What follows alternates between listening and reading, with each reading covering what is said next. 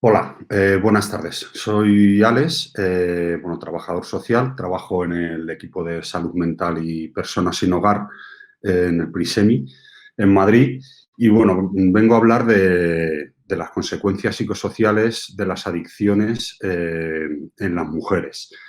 En primer lugar, me gustaría agradecer a CARFE la invitación a poder participar en estas jornadas y a todas las personas que están presentes escuchando y viendo, viendo esta ponencia. Y nada, empezamos con las consecuencias psicosociales de las adicciones en mujeres. Eh, ¿Por qué hombres y mujeres? En primer lugar, creo que conviene ubicar un poco el contexto sociohistórico, los cambios que ha habido en los últimos años respecto a género, la introducción de la perspectiva de género. Y en concreto, en el campo de las adicciones, por ejemplo, en las estadísticas, hasta los últimos 20 años no ha empezado a haber más datos que nos puedan ofrecer alguna perspectiva de género, puesto que no se disgregaba por sexos y ahora, en los últimos años, es cuando se empieza a ver. Tampoco hay demasiados estudios y que hay publicaciones muy interesantes de la Fundación Atenea, del proyecto Malva, de la Diputación de Alicante. Bueno, hay varias publicaciones que ya empiezan a mostrar datos interesantes. Entonces, ¿por qué hombres y mujeres? Bueno, pues cuando empezamos a disgregar los datos por sexos, podemos ver que se dan una serie de diferencias. Se dan una serie de diferencias en los consumos, que ahora veremos, de sustancias, de forma de consumo y demás, de las prevalencias de esos consumos en los distintos sexos, también hay distintas diferencias. Diferencias motivacionales a la hora de iniciar los consumos o de mantenerlos. También hay diferencias entre hombres y mujeres y diferentes consecuencias, tanto en hombres como en mujeres. Diferencias a varios niveles que también veremos, físicas, sociales, personales y de distinta índole. En el mantenimiento de consumos y demás.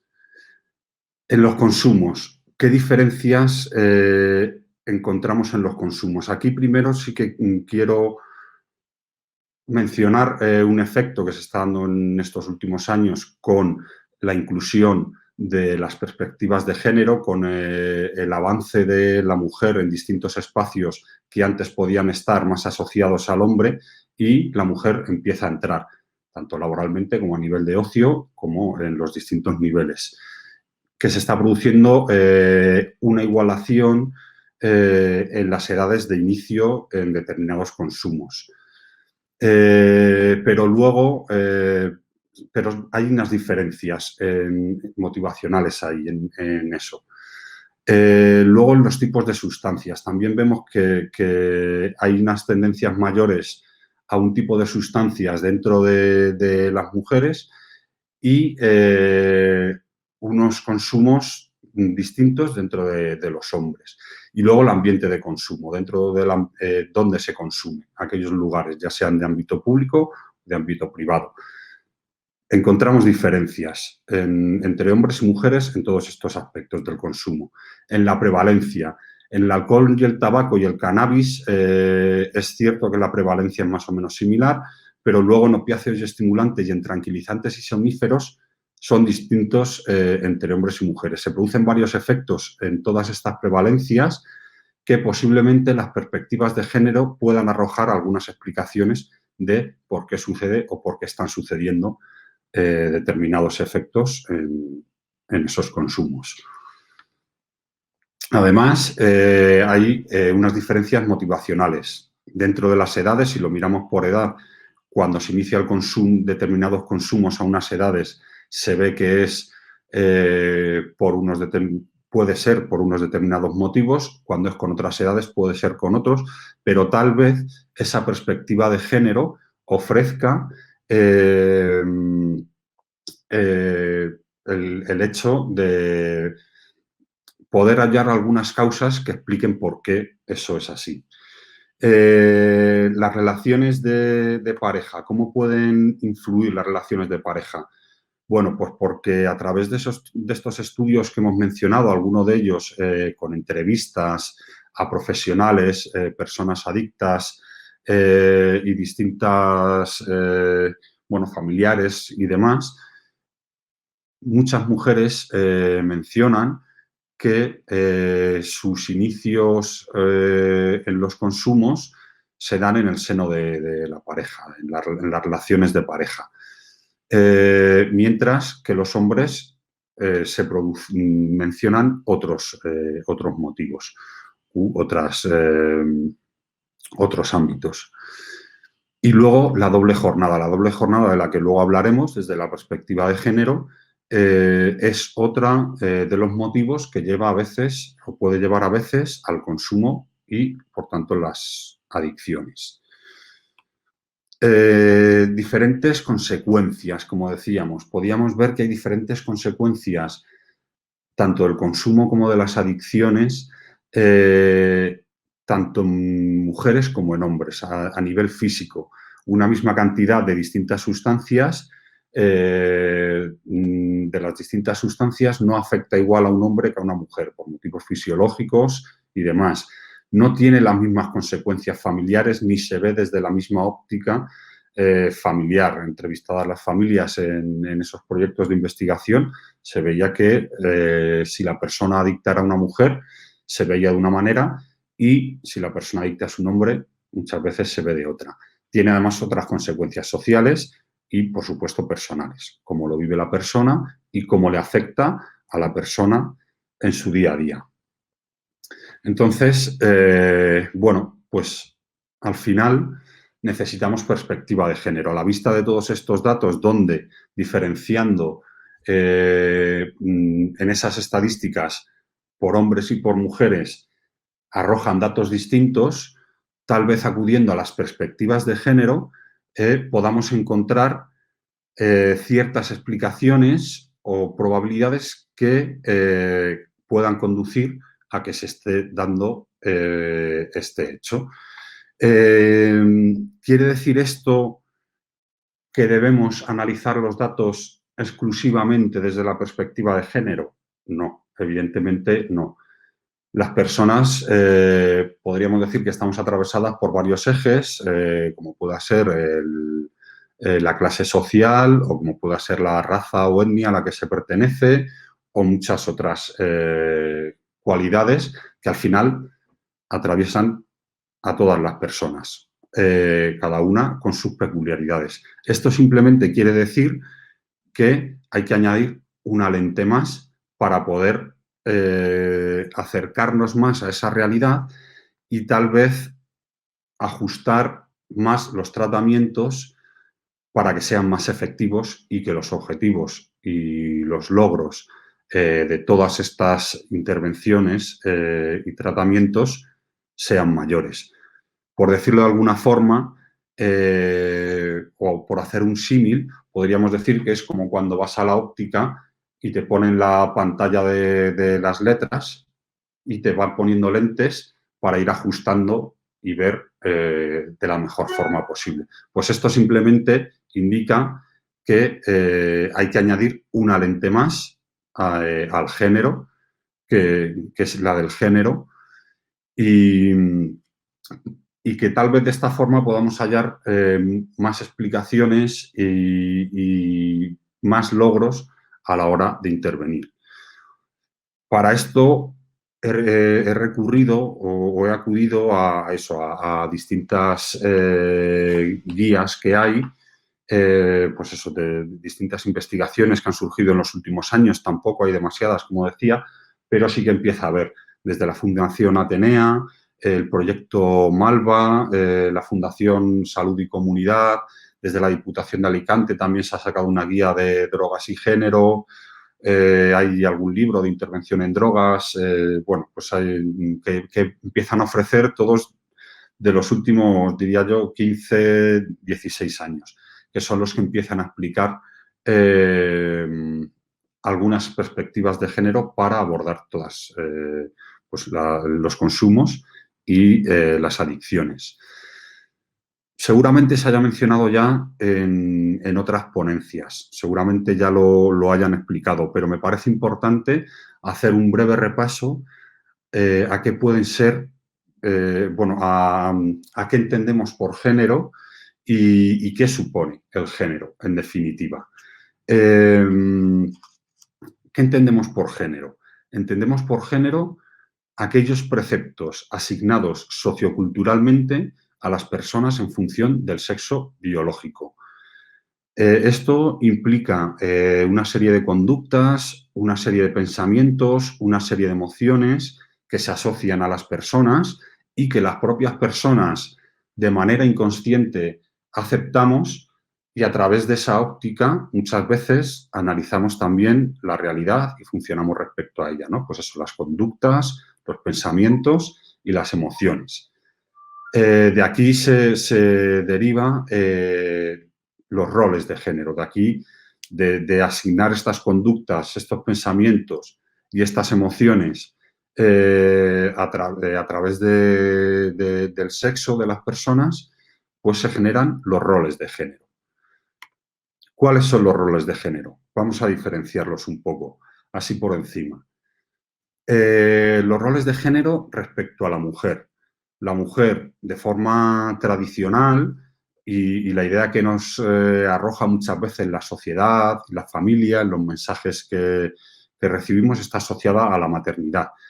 Todos y todas hemos escuchado muchas veces las expresiones de se te pasa el arroz, o vaya mala madre, mala mujer, en el ámbito de las drogas y de los consumos. Pero bueno, que el rol de la mujer está muy asociado a la maternidad y a la familia. Se le supone o se le presupone unas conductas sumisas dentro de las relaciones socioafectivas. El hombre es el que lleva los pantalones en la relación, en el hogar, y ellas, aunque esto en los últimos años, gracias a los movimientos feministas o de género, se está empezando a visibilizar y se empieza a luchar contra ello, pero en el colectivo o en el global de la sociedad todavía está muy arraigada esa imagen por la que la mujer ha de ser sumisa respecto al hombre. Dentro de la mujer está mejor vista la expresión emocional, que dentro de ser un aspecto positivo, es un aspecto negativo a nivel social en cuanto que se asocia a la debilidad. La mujer, en cuanto expresa sus emociones, está expresando sus puntos débiles, su vulnerabilidad, se está mostrando vulnerable y, por lo tanto, es más débil, ¿no? Es el sexo débil, como se ha tratado tradicionalmente. Actualmente, ¿qué está pasando también? Que con las características sociales en las que estamos viviendo, la mujer se ha incorporado al mercado laboral de una manera mucho más amplia, está mucho más presente en el mercado laboral, con sus jornadas de trabajo, pues para llevar otro sueldo a casa, porque es necesario y porque es un derecho, básicamente.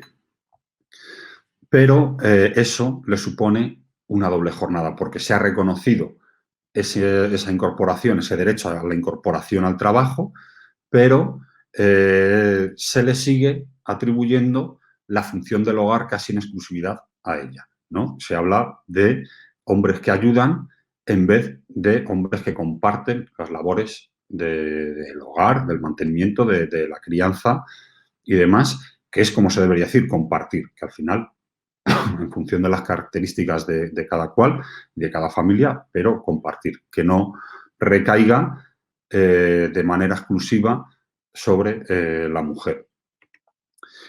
Al hombre, ¿qué roles se le atribuyen al hombre? Culturalmente está más asociado a las conductas de riesgo, en parte por esa sensación interiorizada de ejercer el control o de tener el poder en las relaciones y en general.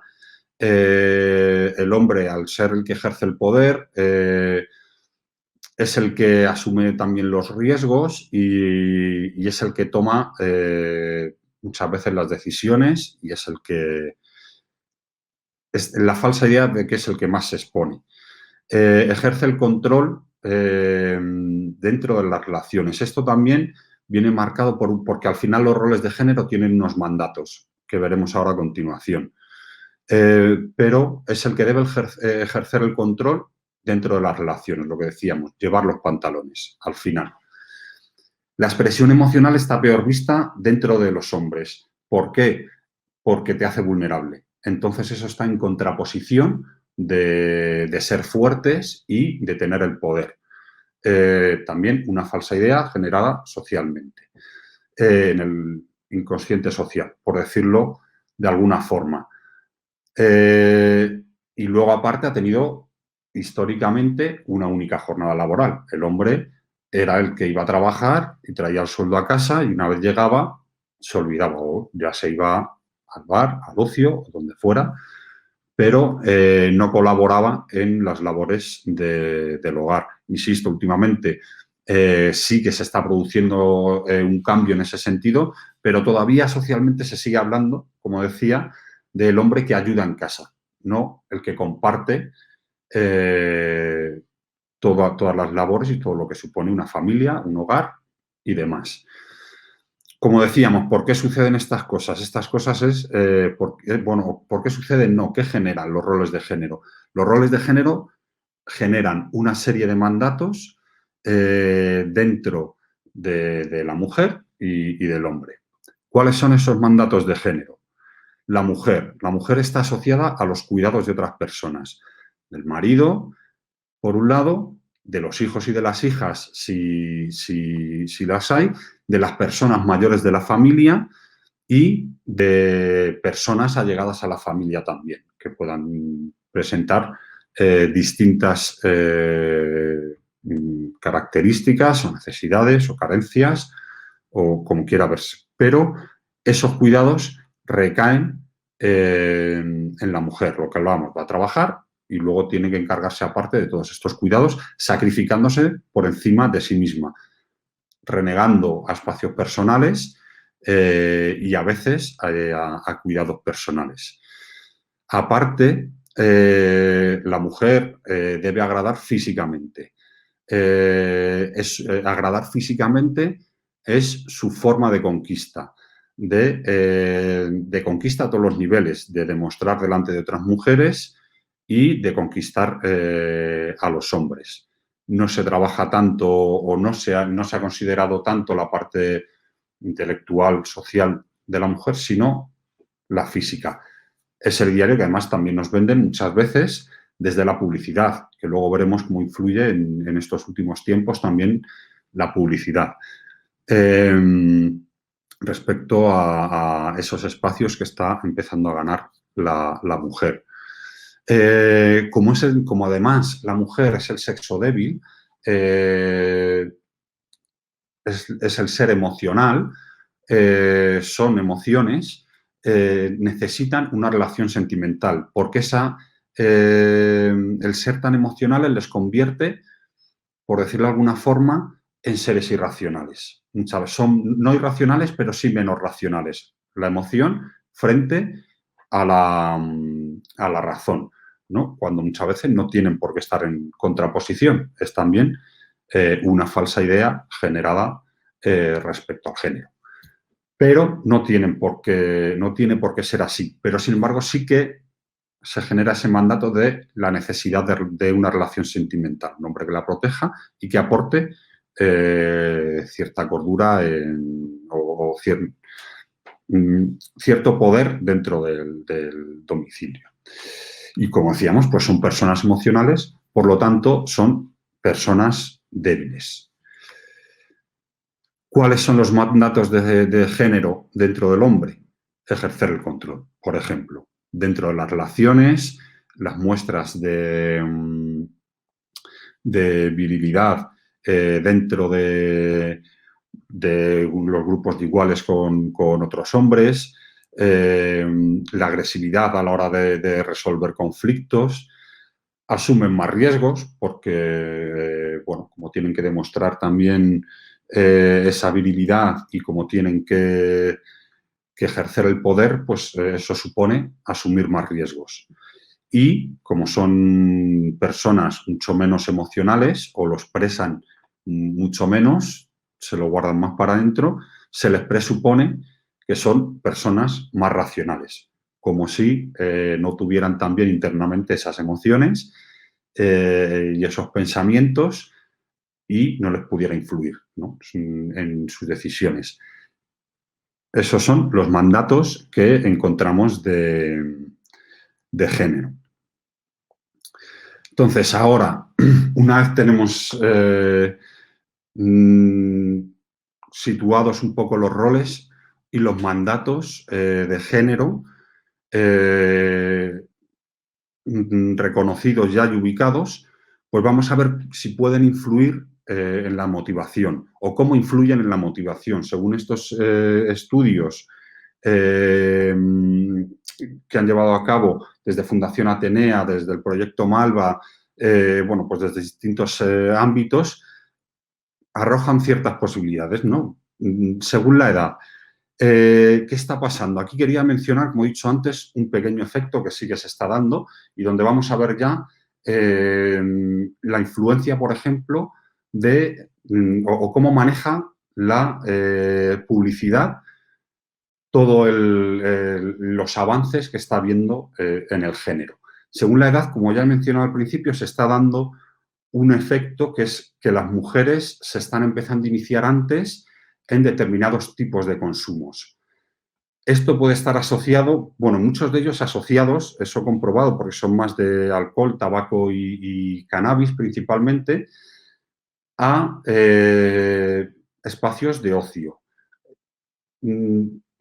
La mujer está avanzando, está ganando esos espacios cuando antes estaba peor vista, ahora empieza a participar más activamente y esa igualdad que se persigue muchas veces se confunde, se genera una falsa igualdad, igualando en aspectos negativos como pueda ser el de los consumos. Se pierde un poco, se difumina un poco entre las personas más jóvenes esa imagen de la mala mujer por consumir y entonces se inicia el consumo, se está iniciando el consumo en edades más tempranas.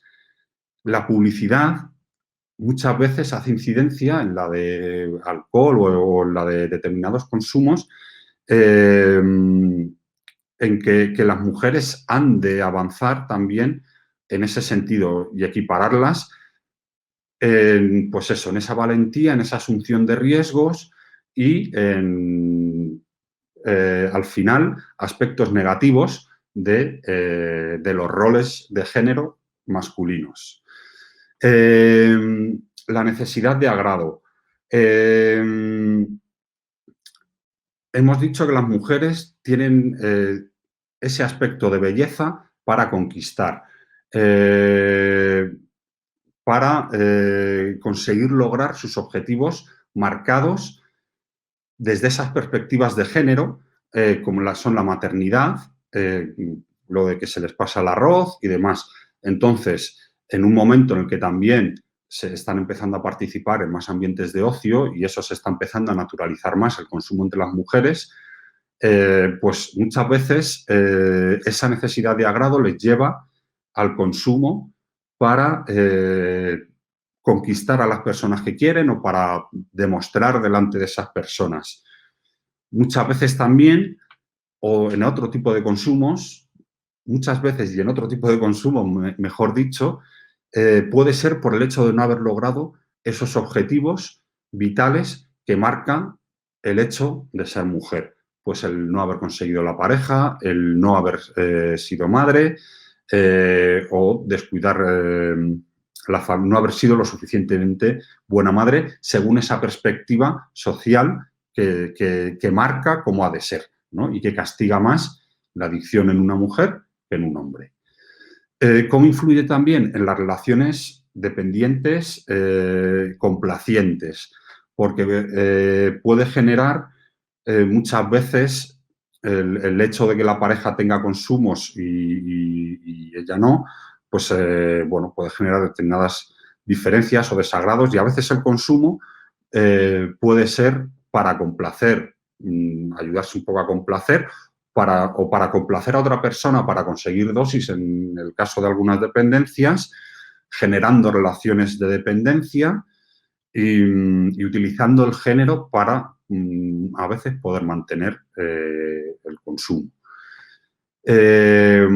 Los cuidados y la doble jornada.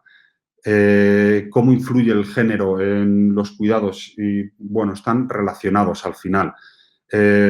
Como decíamos, la mujer se incorpora al mercado de trabajo, empieza a tener unas cargas laborales, un cansancio físico a causa de esa jornada laboral que no se puede permitir, y cuando llega a casa tiene una segunda jornada, que es el mantenimiento del hogar, el cuidado de los hijos, de las hijas, de las personas mayores de la familia o de distintas circunstancias, lo que puede desembocar en sobrecarga sobrecarga ya la hay, pero en unos niveles de estrés altos que dan como consecuencia una serie de consumos.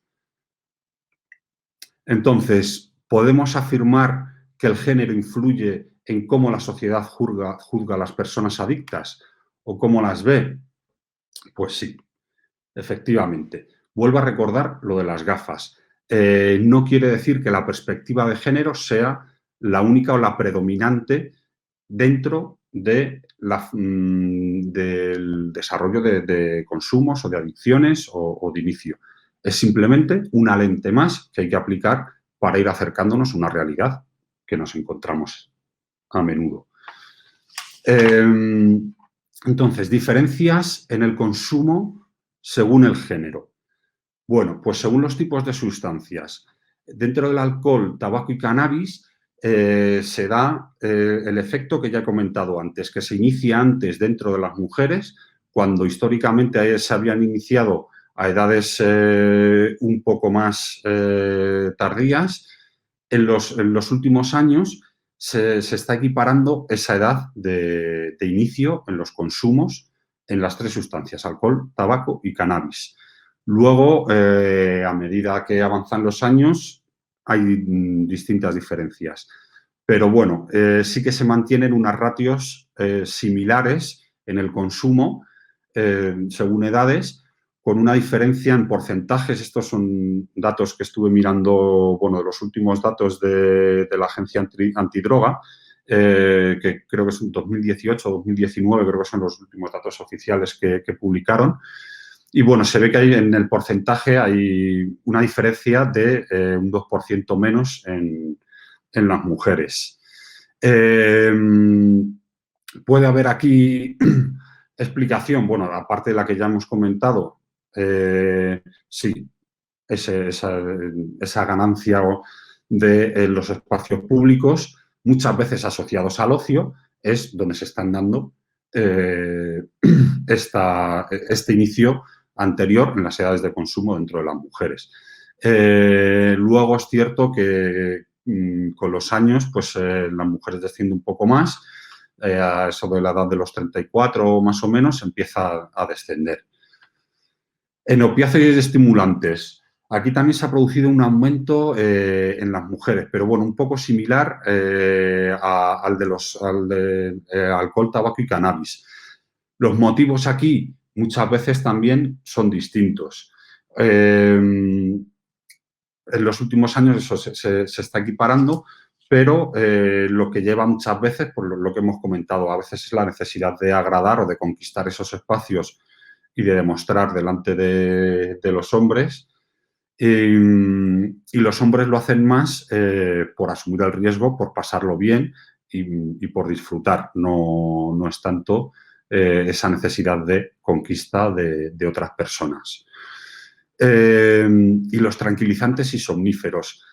Aquí sí que hay grandes diferencias. Dentro de los tranquilizantes y somníferos se produce una mayor prevalencia dentro de las mujeres que en los hombres. Aparte de que también empiezan en unas edades más tempranas, los hombres, digamos que mantienen luego un descenso dentro de los porcentajes que en las mujeres se mantiene.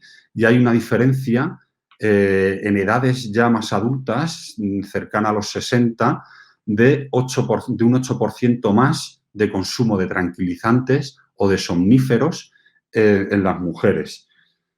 ¿Por qué sucede esto? Pues muchas veces, si volvemos a la diapositiva anterior y hablamos, por ejemplo, de esa doble jornada, de cómo se va a trabajar al puesto de trabajo y luego en el hogar y ese mantenimiento, el nivel de estrés que produce las cargas psicológicas y emocionales, muchas veces puede utilizarse estos tranquilizantes y somníferos como vía de escape para esa situación que se está viviendo, para conciliar mejor el sueño, con la excusa de conciliar mejor el sueño o con lo que sea, simplemente para evadirse, como una ayuda para lograr la evasión de todo eso, dejando de lado sus cuestiones personales que ya han sacrificado con la doble jornada, pero luego, a través de este método, pues se abandonan, por decirlo de alguna forma, se abandonan más las mujeres.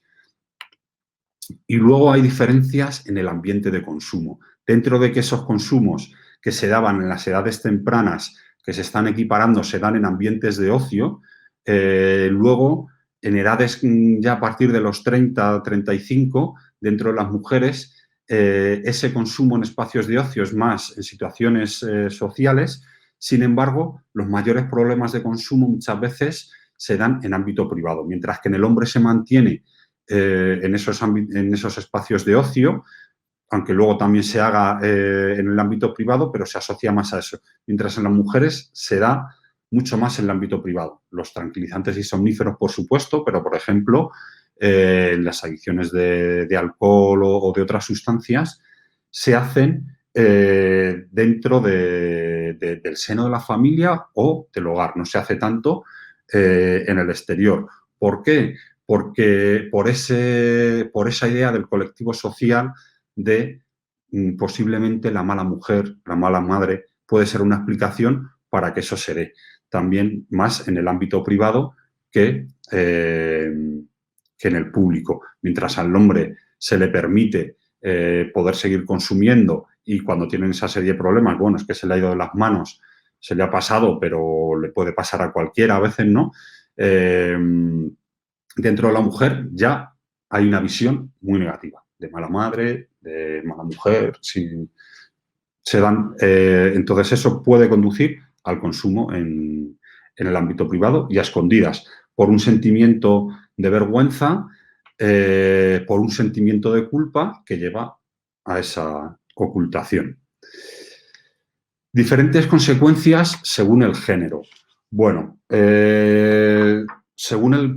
como decimos, hay distintas consecuencias físicas. Aquí tampoco me voy a meter mucho porque es más un aspecto biológico o médico que creo que es mejor acudir a determinados estudios que hay desde el punto de vista médico también. Pero bueno, físicas, el deterioro que producen los consumos sedantes en las mujeres que en los hombres, por esas diferencias fisiológicas, y los efectos son más potentes en la mujer que en el hombre, ¿vale? Esos serían así los aspectos generales. Favorecen los consumos más fácilmente el desarrollo de determinadas enfermedades y demás. Familiares, ¿qué consecuencias familiares tienen? Bueno, pues si volvemos eso, al enfoque de género, muchas veces se generan más cargas por el hecho de tener que mantener la familia. Tienes tu jornada laboral, tienes tu jornada de la familia y aparte tienes que tratarte todo esto. Y no se utiliza muchas veces la familia más como refuerzo o como no se trabaja con ella a veces para a lo mejor tal vez descargar a la mujer, con lo cual sigue generándose una mayor preocupación por mantener la familia y ocultar el consumo, como estábamos viendo hace un momento, genera una menor petición de ayuda, algo que también se ha visto en estos estudios que estaba mencionando, que han aplicado esa perspectiva de género a los datos que han ido surgiendo en los últimos años. Sociales. El mayor estigma. Muchas veces cuando no se trabaja desde determinados ámbitos contra ese estigma, ya que muchos profesionales, que luego lo veremos, desde los profesionales y las profesionales también se aborda a veces con mucho estigma todas estas intervenciones, pues a nivel social todavía más, se produce más. Esto genera a veces relaciones tóxicas, esa necesidad de aceptación que tienen las mujeres respecto a otras personas o el encontrarse con personas en tratamiento. Si, por ejemplo, mujeres solteras se puede dar que dentro de los tratamientos conozcan a otras personas y acaben abandonando, como veremos que también hay un mayor número de abandonos de los tratamientos entre las mujeres, pues muchas veces es debido a relaciones tóxicas, esa necesidad de agradar y de aceptarse también influye. ¿Cómo influye también el estigma? El estigma sobre las mujeres de género, sobre esa belleza. Hay una falsa idea de que todos los tratamientos, al final, de desintoxicación, ya sea para dejar el tabaco u otras sustancias, van a generar sobrepeso. Y entonces ese estigma de que ya no vas a agradar, de que ya no vas a ser atractiva, o no vas a poder encontrar una pareja, al final todo ese estigma ya acaba marcando y acaba perjudicando muchas veces en las intervenciones.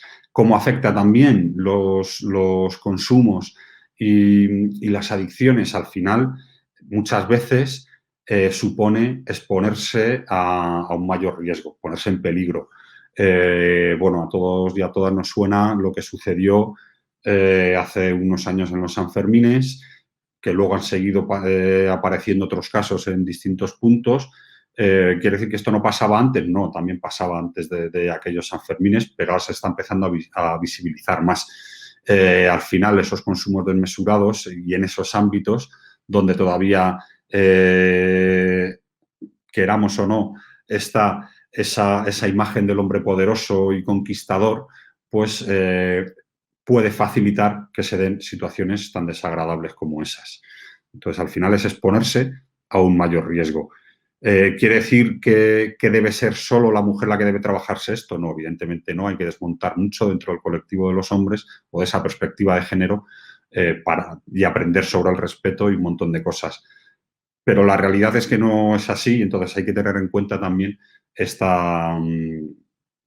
al final esta arista que es ponerse en peligro.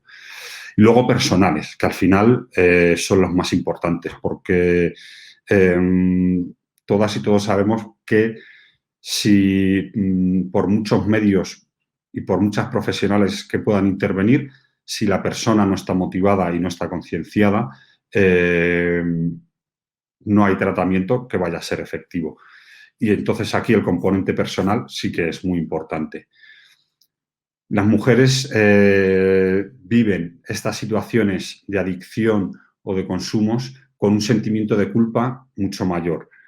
Por esa mala imagen que todavía, aunque se esté luchando contra ella, pero todavía tiene mucho calado en la sociedad, esa mala imagen que es la mujer consumidora, por ese rol y por esos mandatos de género, porque si consumes, estás descuidando tus funciones como mujer.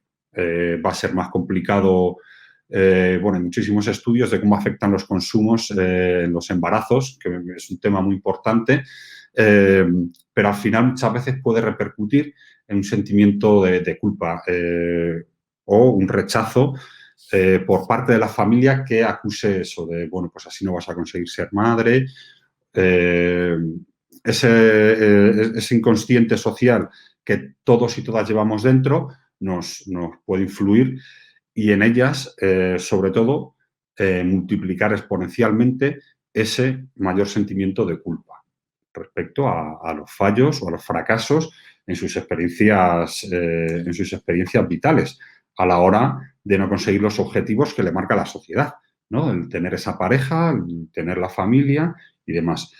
Esto, pues les lleva a ese sentimiento de culpa, a ese sentimiento de vergüenza, a ocultar los consumos y esto, al final, es una pérdida constante de autoestima por parte de las mujeres, por el sentimiento de fracaso que les genera y el cómo se maneja o los mensajes que lanza ese inconsciente social a las mujeres que consumen. Y luego podemos hallar diferencias en el tratamiento también según el género. Según he estado mirando en estos estudios del proyecto Malva, de Fundación Atenea, creo que era el de Fundación Atenea el que tenía así más entrevistas y incluían mucho, cómo se expresaban directamente las personas adictas, ¿no? de ambos géneros. ¿Qué nos dicen estos estudios? Que las mujeres muchas veces acceden más tarde a los tratamientos. Eso es una consecuencia de esa imagen que arroja el género, ese sentimiento de culpa, ese sentimiento de vergüenza y esa visión muchas veces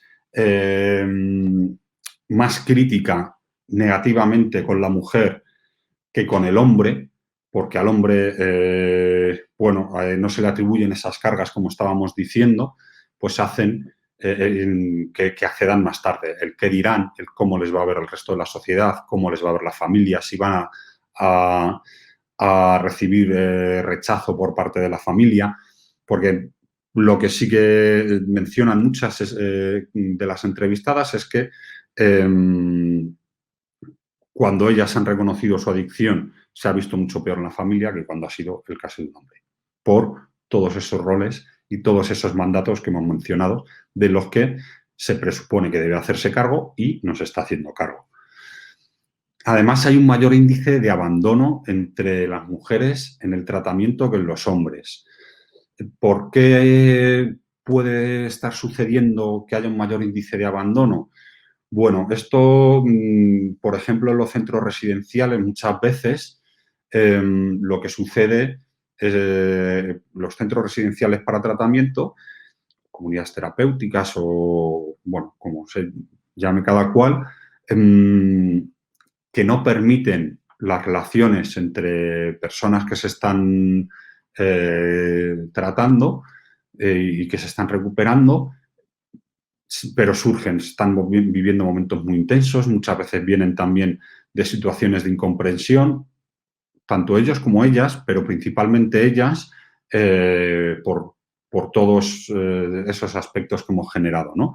No se entiende muchas veces el que hayan iniciado el consumo en el seno de la pareja, el que acusen a eso no es algo muchas veces comprendido, pero bueno, el caso es que muchas veces que, por ejemplo, cuando se dan relaciones dentro de esos centros que no están permitidas, pues al final ella decide, muchas veces es ella la que decide abandonar, también como excusa, pero por cómo se sigue sintiendo, el siguiente punto que es la familia como preocupación añadida, con la excusa de ir a hacerse cargo de la familia, de que hay cosas importantes, cómo manejan muchas veces los hombres esas situaciones de no voy a saber hacer la comida, no voy a saber, pues encargarme, pues bueno, muchas veces sigue siendo una carga la familia incluso durante el tratamiento. Por eso es necesario prestar atención a cómo se trabajan estas cosas, ya que no se ve igual lo que decíamos, la imagen de la mala madre cuando accede a un recurso de atención y, sin embargo, muchas veces el pobrecito se le ha ido de las manos cuando acude un hombre. Y luego, otro aspecto que puede estar influyendo, la red de atención cuenta con menos espacios para mujeres. Es importante esto mucho. ¿Por qué? Claro que y no quiere decir que tengan que desaparecer los espacios mixtos en los cuales se generan muchas relaciones de apoyo, siempre controlando también que esos momentos de intensidad no deriven en posibles relaciones que acaben dañando el tratamiento, pero sí que se han observado en sitios donde ha empezado a haber, creo que en Barcelona, en sitios donde ha empezado a haber espacios para mujeres, que no hay la misma actitud. No hay la misma actitud en las mujeres cuando están en un espacio mixto que cuando están en un espacio solo de mujeres. Para empezar, no se expresan igual las cargas familiares o esa emotividad, no se enfrenta igual en los espacios mixtos. Y aparte, esos mandatos de género que llevamos inconscientemente y que nos llevan a perseguir esos objetivos y a lograrlo, esa necesidad de agradar, por ejemplo, muchas veces puede derivar en un espacio mixto, en una competitividad entre las mujeres a la hora de agradar más o de mostrar más delante de otras mujeres y a la vez ganar espacio delante de los hombres.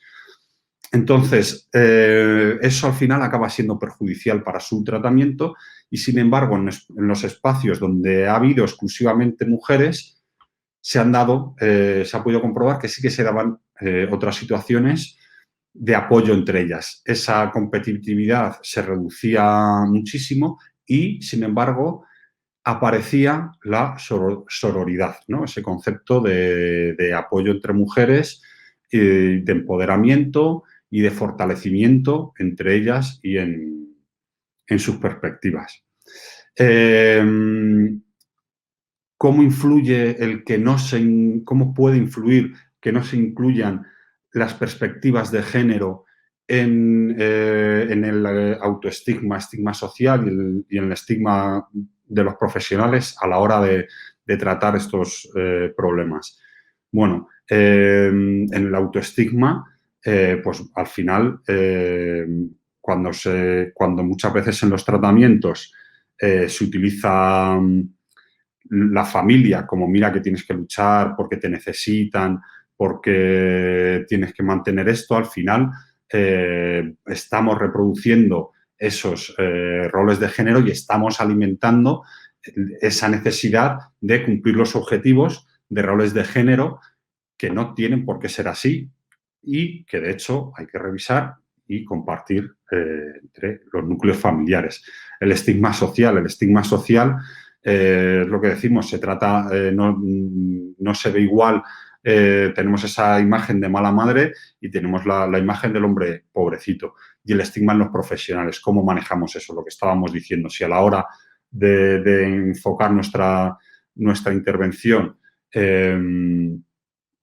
lo hacemos desde el papel y el rol de los cuidados que se asocia a la mujer y no desde la necesidad de empoderamiento, desde la necesidad de cuidarse y de tomar sus propias decisiones, libre de adicciones, de consumos y de otras cargas que al final es lo que le puede dar el empujón cuando ella se empieza a querer para lograr avanzar en los tratamientos, ¿no?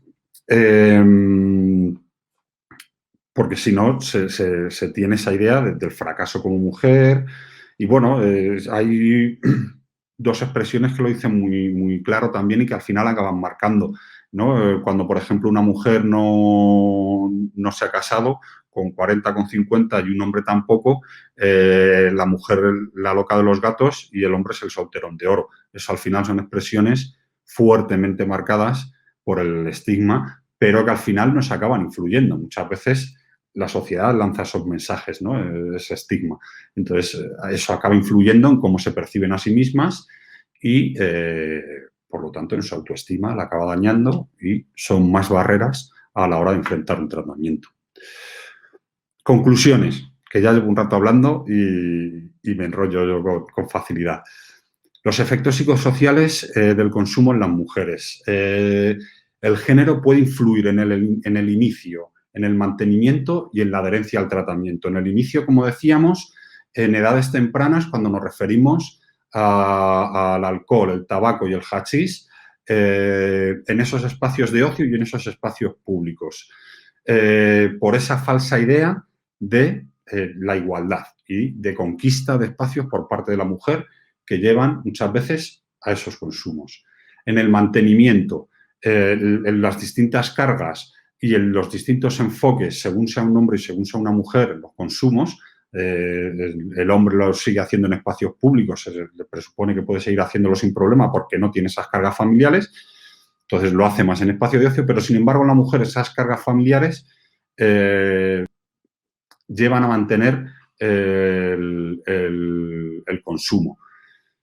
Y en el tratamiento, las mujeres, bueno, muchas veces inician el consumo también, como decíamos, en el seno de la pareja para agradar a la pareja, pero luego en el inicio del tratamiento influye el género porque ese sentimiento de culpa y ese sentimiento de vergüenza hace que pidan ayuda más tarde. En el mantenimiento y en la adherencia al tratamiento, por esas cargas familiares que se les siguen atribuyendo muchas veces al rol de la mujer y acaba percibiendo esa falsa sensación de que está descuidando a la familia por estar en ese proceso.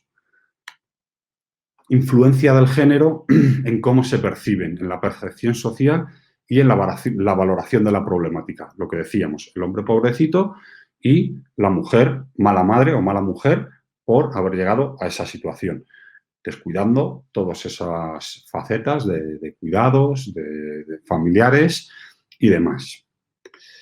La influencia del sexo en los efectos fisiológicos y en el grado de deterioro, lo que decíamos. Aquí no es el género, es el sexo. No es lo mismo para un hombre que para una mujer, la misma cantidad de consumo, no le afecta igual. Y el grado de deterioro tampoco es el mismo, ni en el momento de la ingesta o del consumo, ni las consecuencias a corto plazo, que diríamos que sería al día siguiente cuando se pasa el efecto, ni a medio plazo, tampoco, porque, bueno, leía en algún estudio que a corto plazo el enrojecimiento de la cara y demás dura más en las mujeres, que a medio plazo, bueno, las resacas o las consecuencias también duran más en las mujeres. Y a largo plazo, la posibilidad de desarrollar enfermedades relacionadas con los consumos también es mayor dentro de las mujeres. La influencia del género en el abordaje familiar de la familia, el cómo se aborda de la familia, cómo muchas veces los hombres reciben más apoyo por eso de pobrecito, mira que se lo habíamos dicho, mira que tal, pero no se le juzga tanto como a la mujer por esa idea inconsciente de que ha fallado a sus obligaciones como mujer, a sus obligaciones como madre, como esposa, como hija o lo que sea. Sufren mayor rechazo dentro de las familias y eso desemboca en que muchas veces se inicie el tratamiento más tarde, por lo tanto las consecuencias irreversibles también serán mayores. Y la influencia del género en la prevalencia del consumo. Lo que decíamos respecto a los somníferos, por ejemplo, dentro de que en las mujeres se dan unos niveles similares en todas las edades, ahora mismo en los consumos de tabaco, alcohol y cannabis. En la de los hombres hay mayor prevalencia en los opiáceos y estimulantes, pero donde la mayor diferencia que se percibe, y además en edades avanzadas, a partir de los 34, de los 40, es el consumo de somníferos o de relajantes. Posiblemente por esa sobrecarga de la doble jornada, por los problemas familiares que le recaen, si además su pareja también es consumidora, el poder llevar todo eso y sobrevivir a ello. Genera mayor prevalencia de consumo de somníferos y de relajantes en las mujeres que en los hombres. La diferencia de género en las motivaciones que dan origen al consumo. Ya hemos visto que muchas veces en las edades tempranas es por esa conquista de espacios que se está dando, por esa mala imagen que se vende de la conquista desde la publicidad y socialmente, porque luego además esos espacios están perdiendo valor mientras el hombre sigue ganando en temas como son las cuestiones salariales y otras. Es una falsa sensación de igualdad que además provoca malas conductas, como puede ser el inicio más temprano y con menos información en los consumos y en las adicciones. Y luego las motivaciones en los hombres también, en edades más avanzadas, en los hombres es por esa sensación de riesgo y por esa es demostrar esa virilidad, por decirlo de alguna forma, mientras que en las mujeres, y se dan, además se sigue dando en ambientes públicos, mientras que en las mujeres se da muchas veces el inicio en el seno de la pareja, por agradar a la pareja, como decíamos, por conquistar, y y se dan en el ámbito privado y muchas veces se hacen se acaba desarrollando la adicción a un nivel más oculto o, como decíamos, en los somníferos para evadirse de todas esas cargas que está suponiendo la familia. Y que es, pues, bueno, la influencia del género en las sustancias consumidas. Dentro de los varones hay mayor consumo de opiáceos y de estimulantes, y en las mujeres los somníferos y, y los relajantes. Que bueno, al final, pues viendo que toda esta perspectiva de género puede influir en distintos ejes de la intervención, ¿no? Y cómo puede influir en las personas, cómo puede afectar, creo que es interesante añadir esta lente a la hora de plantear las intervenciones. Y las intervenciones no solo con las personas y los profesionales que podamos trabajar, sino de todo el mundo. Los familiares y las personas cercanas, evidentemente, la idea social o el inconsciente social no lo vamos a conseguir cambiar de un día para otro, pero sí vamos asumiendo determinadas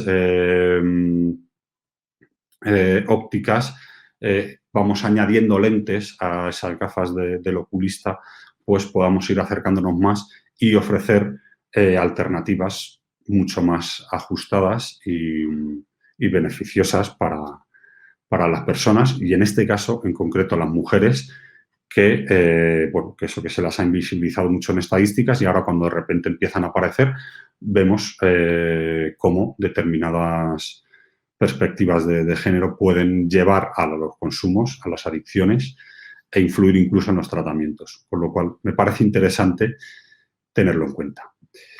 Y nada, por mi parte ya está todo. Muchas gracias a todas y a todos, a Carfe, bueno, a todas las personas que estáis presentes, a Cristina Prados, que me invitó, bueno, a todo el mundo. Muchas gracias en general. Espero que os haya gustado y nos veamos pronto. Un saludo.